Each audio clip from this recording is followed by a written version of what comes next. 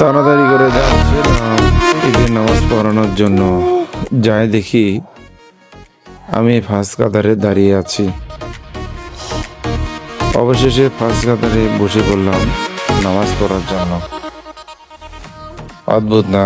মনে করছিলাম আজকে মনে হয় সবার শেষে পড়বো। আল্লাহকে ইচ্ছা তাড়াতাড়ি করেই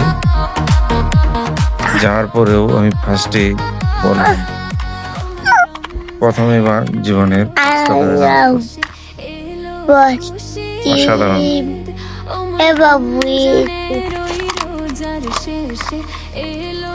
2026 সালের ঈদুল ফিতরের নামাজ আদায় করে আমরা বের হয়ে যাচ্ছিলাম।